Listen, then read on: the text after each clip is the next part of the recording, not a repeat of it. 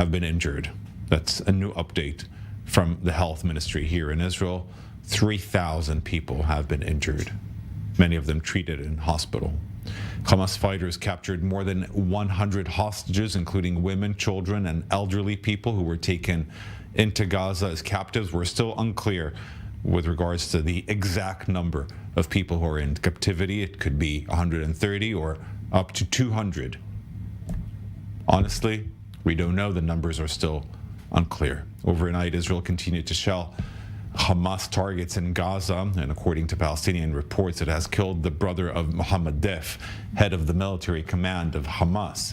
He was targeted while staying at his father's home. Deif's brother's son and granddaughter have also been killed. Fighting continues in the outskirts of the Gaza Strip, with the IDF killing 2 more terrorists who tried to cross into Israel through the Erez crossing.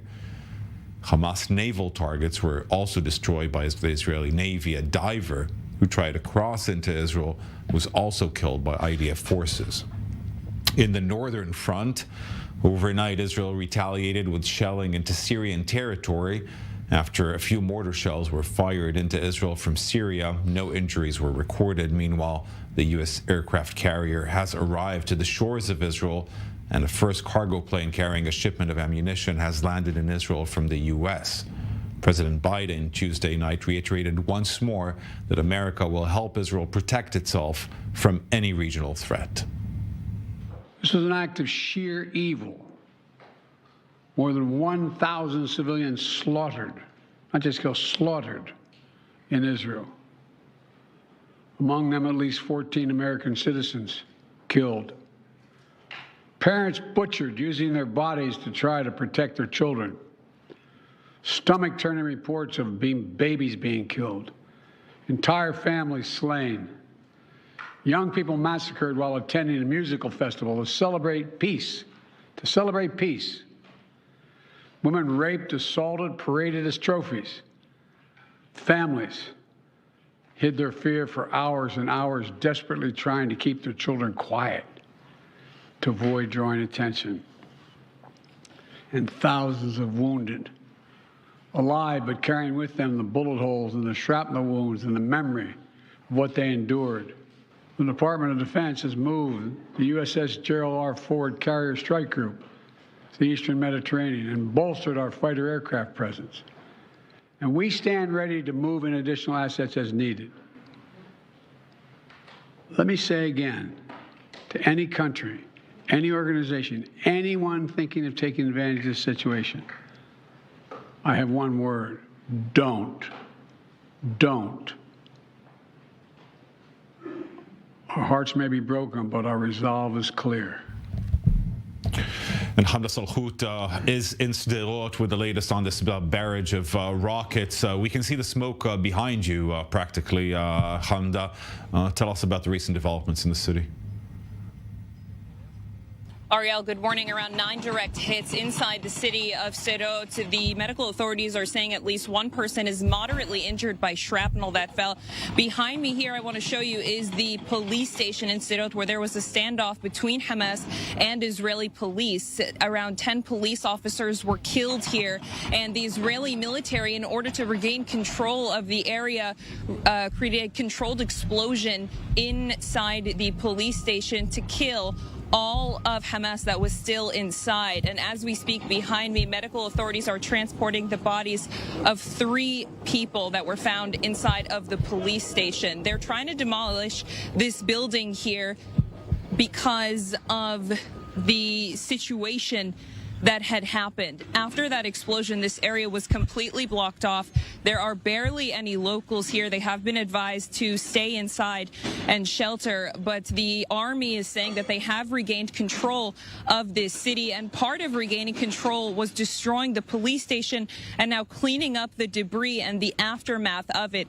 It's a little bit hard to see because of the smoke, but there are also cars that are in this debris that were part of that explosion. This was a standoff here that lasted all night for hours. The Israeli army finally regaining control just a couple of days ago of the police station, but the cleanup here continues as this war treads on.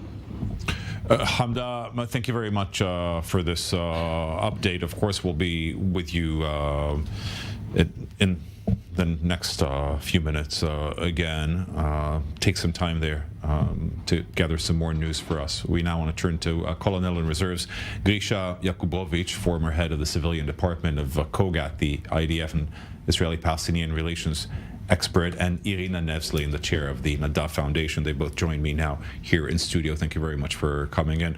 We'll start with you, Grisha. First of all, let's talk about the Israeli strategy with regards to the strikes in Gaza. We're seeing more terrorists trying to cross into Israel. Israel is constantly shelling in Gaza, killing overnight relatives of Mohammed Def. Where is this heading, considering the fact, and how limited is Israel in its operations, considering the fact that there is an unaccounted for number of hostages held by Hamas, but we know that that number is greater than 100? First of all, the number is probably getting closer to 200, maybe a little bit more than that. It's a disaster, of course, and I'm sure that the state of Israel will do whatever is needed to make sure that the people that were kidnapped will be brought back home safely. In parallel, Israel changed the IDF actually got their orders, and the line is being stabilized by many IDF forces in the south, in the north also, with preparation to a possible wave that will come from Lebanon or even Syria. From what I understand, Iran gave already orders, so many Iranian proxies are moving to the area of the Golan Heights, Konetra. Is that a move? Is that a statement towards the U.S. fleet? Probably, but it can develop. In Israel, the IDF changed the mood from defense to attack. So what we see at the last 3 days is huge force, bombs falling in Gaza, neighborhoods that are destroyed. It's not because of the fact that it's a neighborhood. It's wherever Hamas have a headquarters or something that is related to this attack, Israel is not destroying, Israel deleting. So we can see a certain belt that the Air Force is dealing with. If you have the map of Gaza, so you can see in the north it's Bet Lahia, Bet Hanun, and in the south it's Sajaiya and then Purkan. So actually all the neighborhoods that are close to the green line, to the fence, are neighborhoods that the IDF is attacking to make sure that no Hamas remains are there. No headquarters, no forces, no nothing. Hamas continues and will continue try and export terror attacks by drones, by terrorists, and this is the most important mission now, to make sure that no terrorists that their mission is to hide will be able to attack or to stab us in the back. Okay. You mentioned the northern front, Irina. Before we turn to you, I want to turn to our correspondent in the northern border, Ariel Oseran, for the latest updates from there. Ariel. Right, Ariel. So here we're on the Israel-Lebanon border. We're not going to disclose exactly where we are, but as you can see, heightened security. In order to get here from Nahariya, the biggest city in Israel's Western Galilee, we had to go through multiple checkpoints, increased security presence along the routes, and this is obviously in preparation for potential escalation here up north, but obviously it's a clear and immediate conclusion following the events that took place on Saturday morning and the communities, the border communities surrounding the Gaza Strip. And so throughout these past few days, thousands, perhaps tens of thousands of soldiers spread out across the border in different outposts, but also on the routes and in the entrances to the different communities because of the very high level of alert also because of what happened down south and the fear that Hezbollah may take advantage of the situation and join the fighting, but also given the developments on the ground over the past few days with sporadic exchanges of fire between Israel, Hezbollah, Israel, and different Palestinian militants. And this comes amid a tense quiet that is taking place all across northern Israel this morning. Okay, I understand, Ariel, that you've been speaking to people there. Can we take a listen? At the moment, I don't intend to leave Nahariya. I trust that everything will be fine. If they tell us to go into shelters, then I will do it. We will follow the instructions of the army. We have faith in the IDF. Although, again, what happened is shocking. It was a mishap. Ariel, the aircraft carrier that the United States has brought to the eastern Mediterranean off the coast of Israel is signaling a direct message to Syria, to Lebanon, to proxies of Iran in these places. What are we hearing from Lebanese media, Syrian media this morning? Well, obviously, they're trying to downplay this American threat to the regional axis. Obviously, we're talking about the Shiite axis that includes Hezbollah, that includes Iran, that also includes Hamas. And as in recent months, leaders of those groups have been meeting together. It is also believed that this included perhaps strategizing for what took place on Saturday morning. But as for this American presence, it's not only, it shows that there's not only supportive rhetoric coming out from the Biden administration with the very powerful speech yesterday that left a lot of Israelis very emotional, feeling that the U.S. president showed not only close what friendship with Israel is, but really took in what happened here and in a very emotional way, but also with these steps on the ground or at sea with sending the U.S. Navy's largest aircraft carrier in addition to additional warships. Obviously, there's also been reporting last night of perhaps a potential second aircraft carrier to be sent here. That is probably pending the different developments on the ground, but indeed at least the players on the other side, if we're talking about Hezbollah, Iran, Syria, definitely not liking this American military presence in the region. Okay, Ariel Saran, thank you very much. More than 1,200 people have died so far, have been murdered, killed, slaughtered by Hamas since fighting began on Saturday. More than 3,000 injured. I'm now joined in the studio by Irina Nevzlin. She's the chair of the Nadav Foundation.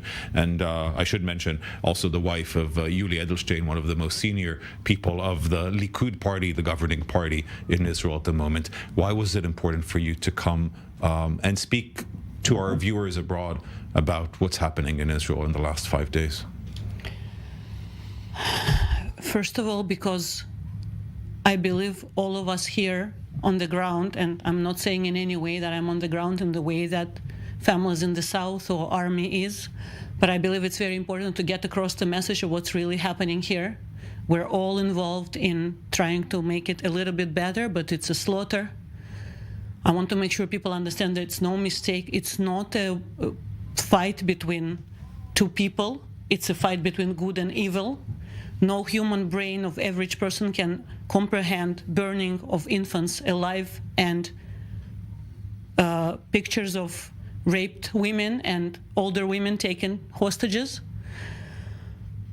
This reminds us way too much to the Jewish people, the pictures of the Holocaust. We were never aggressive as people. We always had to protect ourselves. We never had an aggression in our blood. It doesn't mean we are not strong. It doesn't mean that terrorist organizations such as Hamas and Hezbollah shouldn't be deleted from the face of the earth. I'm proud of my people. That's why I'm here. I'm proud of what's happening on the streets of Israel, of the solidarity, of the ability to put everything aside and to help anyone and anyone. And I'm here to say that we will prevail, we will be strong. It's the most tragic event in our history from the Holocaust, but we've always prevailed. And I have such a big trust in our country and especially our people. But Irina, perhaps you can help me answer questions that we're getting from viewers abroad. And we're seeing some protest movements also in support of Hamas. And those who do not support Hamas and understand the distinguishing between Hamas and the Palestinian people still support the Palestinian people in Gaza. There are civilians there as well. And according to reports from the Gazan Health Ministry, 900 people have been killed in Gaza as well, including 140 children. What is the responsibility of Israel in its bombardment of Gaza currently towards that civilian population? What makes us better than Hamas if we kill so many innocent people on the other side? I just want to make sure we understand each other very well. We haven't started this war. We are now, what we are doing is we are protecting and trying to bring back our people. We never asked and we never tried to bomb the Palestinian population until we were attacked. So our job now is completely, and I'm really hoping that as less civilians as possible die anywhere, but our task now is to bring our people, our children, and our women back as safe as possible. Another word from you about, I'd like to hear your comment, please, about what we're hearing from Russia, or what we are not hearing from Russia. Russian President Putin has not called Prime Minister Netanyahu since this campaign began 5 days ago. And his remarks have been, to say the least, outrageous to many Israelis. And I'm quoting, he's blaming the United States in the war and says, Israel has turned Gaza to a concentration camp. A short remark. Look, I think that expecting from human being like Putin to be a human being is a bit, at this stage, ironic. Animals are animals. What we are getting is evil, like it used to be. What we're getting also, you need to understand something that I know as a Russian speaker, is the level of anti-Semitism in Russia and in Russian language raised so dramatically. Not that it was ever low, but currently the anti-Israeli and anti-Jewish statements are very legitimate. So the expectations from him are, there shouldn't be any expectations. Okay, thank you. Irina Nevsly, Grisha, we'll be with you shortly. We do want to turn to IDF spokesman Daniel Hagari is speaking at this moment, and we would like to give you an opportunity to listen to what he says. I will, of course, do the translation work.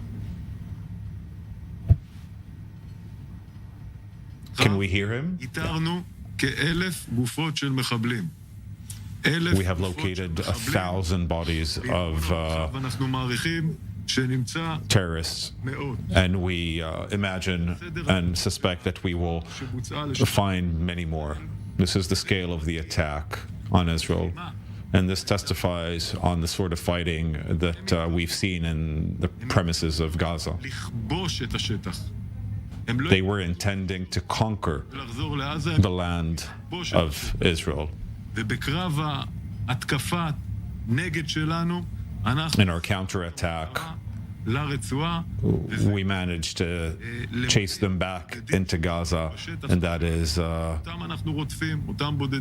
except a few terrorists that have been hiding in Israel, and those are the ones that we are chasing now. Tens of thousands of Israeli warriors, special units are there. 18 different terrorists have been killed by IDF soldiers in the last 24 hours.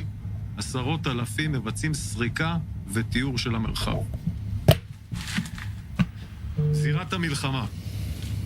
כמו שאמרתי, אנחנו פועלים גם בצפון, בלבנון, בגבול הלבנון. Updates with regards to the war zone. We're operating both in the center of the country and in the north. סמוך לגבול. Next to the border with Lebanon, there isn't one town or city that hasn't seen the presence of our soldiers and troops. בעזה, והוא רואה את עוצמת החורבן ומה שישראל עושה במכה שלה לטרור. People in Syria, in Hezbollah, can see what Israel is doing to Gaza. In the northern border, wherever there is an incident, a shooting of shells into Israel, like the shells that were fired into Israel from Syria, we are shooting back and retaliating into Syrian territory, and we will continue to do so whenever there is an attack coming from Syria or from Lebanon. Since then, since 10:30 last night, there hasn't been any incidents up north. In the West Bank, all of our forces are in preparedness there.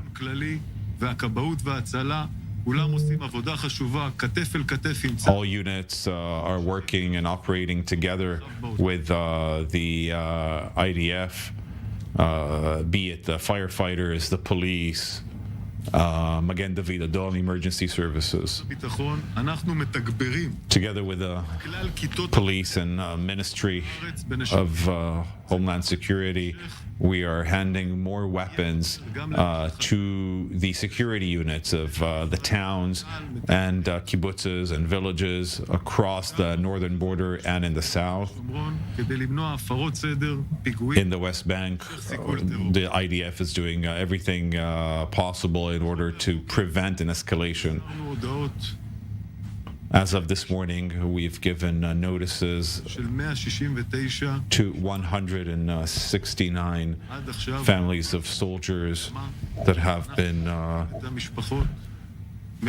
receiving the terrible news, and we're accompanying them in this difficult time. We send our best wishes for speedy recovery to all of the soldiers who are at hospital and are being treated by doctors there and staff. We've also informed 60 families of abducted Israelis that have been taken into Gaza. We hug them.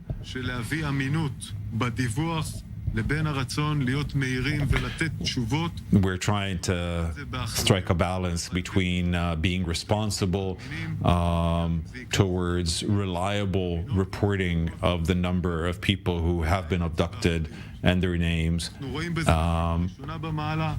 And this is our first mission, and we're trying to bring all the information as quickly and as accurately as possible. Starting 9 a.m. today, we've opened a new call center at the IDF with regards to the abducted. The phone number for this call center is 1229. That's the number for people to call, whether they have testimonies and can give some information, and whether it is family members. Nitzan Alon and Lior Carmeli will lead this effort, both of them retired generals in the army. מוקד זה מצטרף למוקדים הנוספים אותם הזכרתי בעבר. כל המוקדים האלה מפורסמים באתר צה"ל. אפשר להיכנס לאתר. This call center is one of many that we have established, and we will give our best assistance in these call centers. As far as people in other parts of the country, אני רוצה להדגיש Israel is protecting itself, but it's never 100%. Israel's protecting itself from missiles from the air and rockets. But even if there are no alarms sounding, we're asking the public to listen to our instructions and follow them.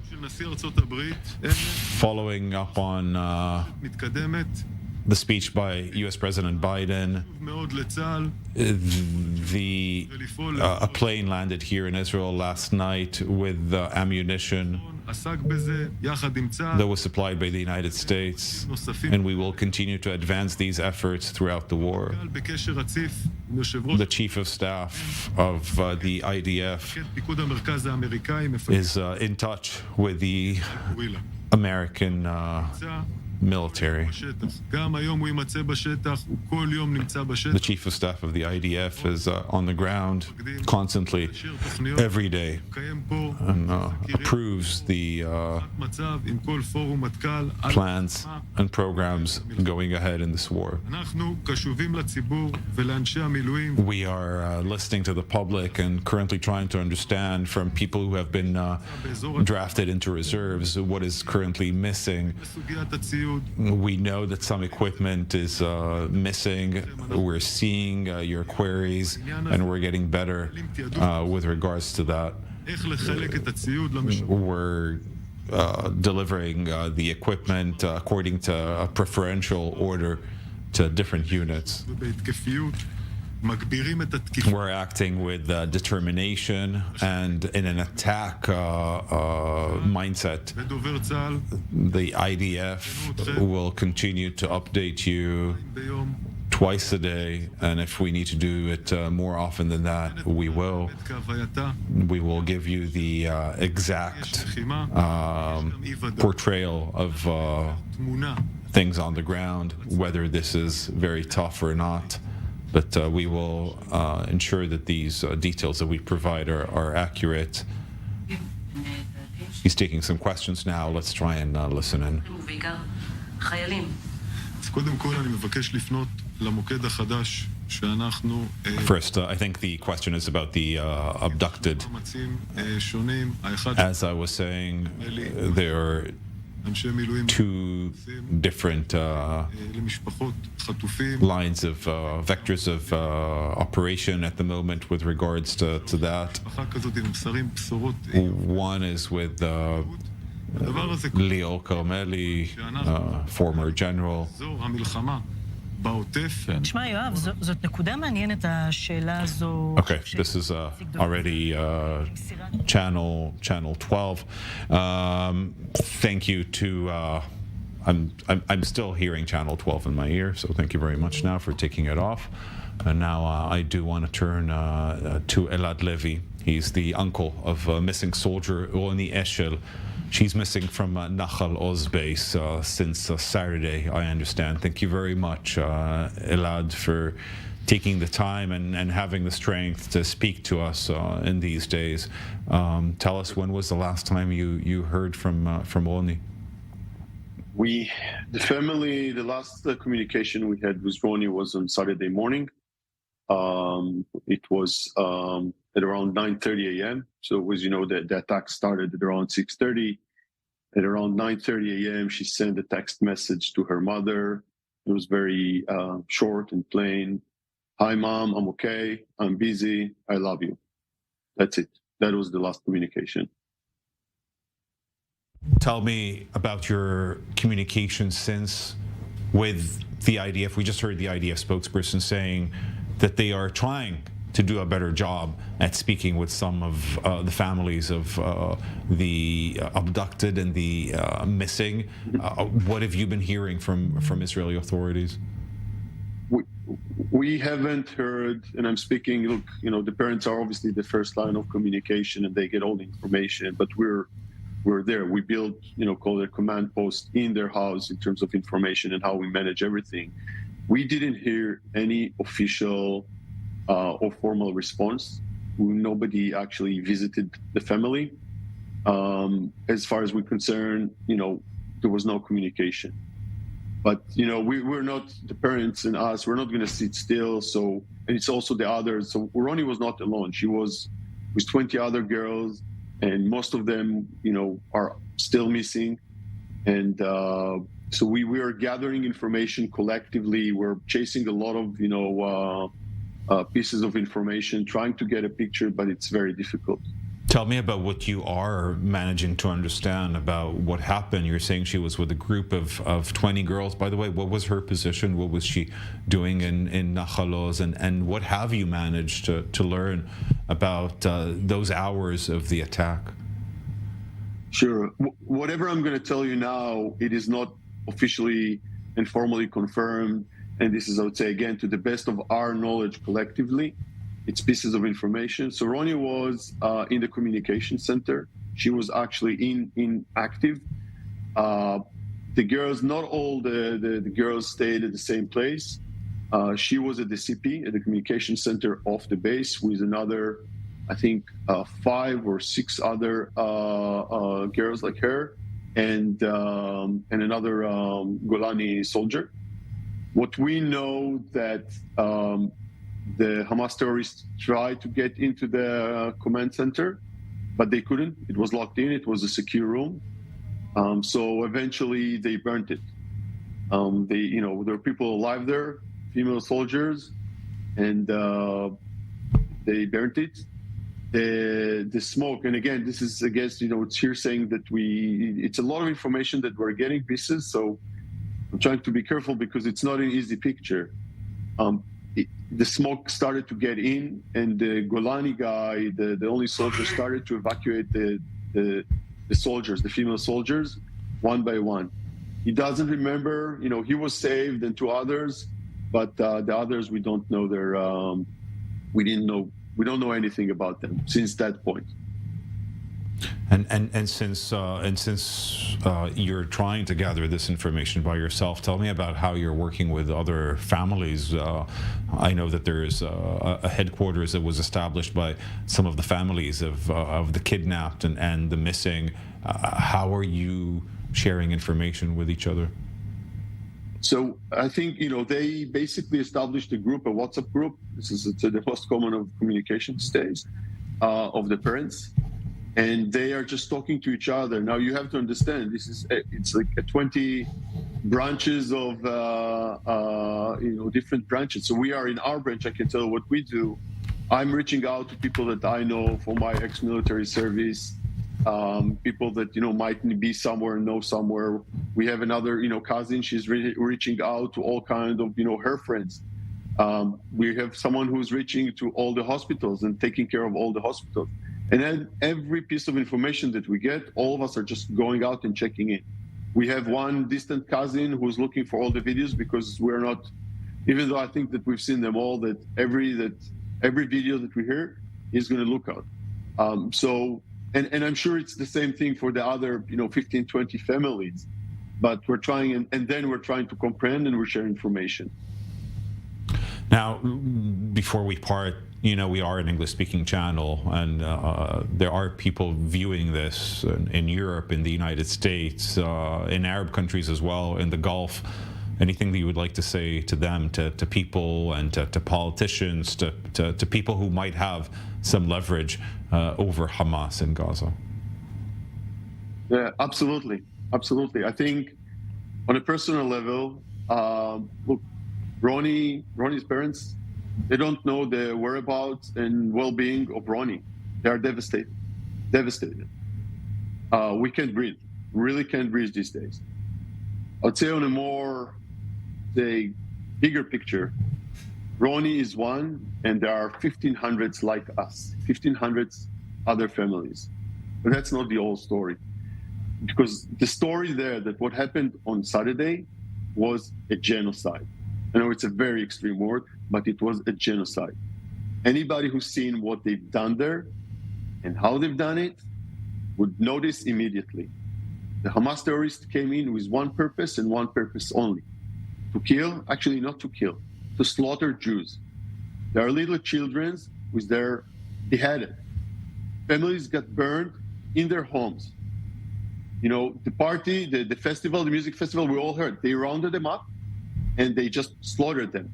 Now, I don't know if people know all the details. They slaughtered them so bad that a lot of the youngers there, they cannot be recognized. So what we've seen here is, crime against humanity on a level that we haven't seen. Hamas is not a Palestinian organization. It's a terror organization. It's ISIS. It's the brutality that we've seen from the Nazis. And people need to understand what happened on Saturday is a tipping point. It's a paradigm shift. What was, this kind of like, I would say, small and battles and clashes, it's over. This will end the same way the Second World War ended. Unconditional surrender or else. And people